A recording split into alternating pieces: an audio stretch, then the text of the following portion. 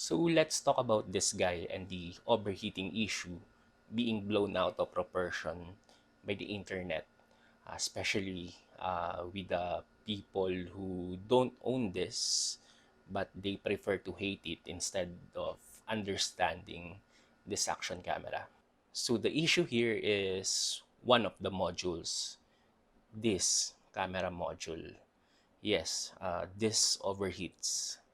Most of the comments or videos I see is that this camera as a whole is overheating, where in fact that's wrong.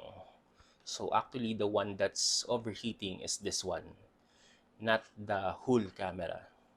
Actually, I just came back from a long ride last weekend, and I already maximized this action camera, actually both of them, and I already experienced the pros and cons, the strengths and the weaknesses of the Action 2. Maybe in my next videos, I will discuss why this is also good for motovlogging, for travel, and why this is a good option. But for now, let's discuss the overheating issues of this module, this camera module. So I will make things simpler. This overheats, this camera module. But when you have the power module or the dual screen module, which this one, so if we combine them, this setup, this full camera doesn't overheat. I already tested this during my ride. I made a 30-minute footage, and I know it can still go on without even overheating, even after the scorchy hot afternoon during my ride. As a whole, this DJI Action 2 doesn't overheat. But if you will use this module, this overheats. So at the end of the day, I know there's still a marketing flow with this action camera, but let's not overblown, react over dramatically that this Action 2 is actually worse, which is not. When you use this as a whole setup with the power module or dual screen module, then you can use this non-stop and it will not overheat.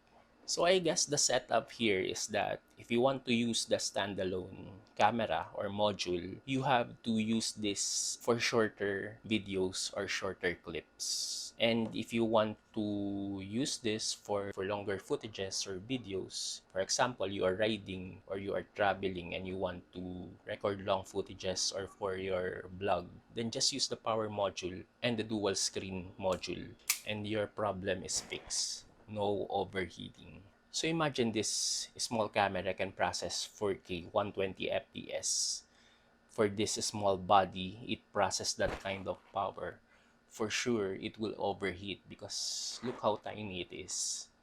The body, of course, has no fans or cooling system to lower the temperature. The only cooling attributes that it has is that the materials, I think, was built for the overheating issues. That's why actually when it overheat, when you let it rest for 2 minutes or 3 minutes, the temperature will decrease fast. So when the overheat pops up when using the standalone camera, then just let it rest for I guess 1 to 3 minutes and you're good to go again. I know the overheating is an issue, and DJI marketed this as something that you can use for longer periods of time or for blogging or for longer footages, when in fact you have to use the power module or the dual screen module to achieve that. So the point of this video is to let you know that it is not as bad as what the comments or other videos shows you. Yes, this is module overheats, but again, you use this power module or use this dual screen or front touch screen module, attach it to the camera module, and you will have a camera.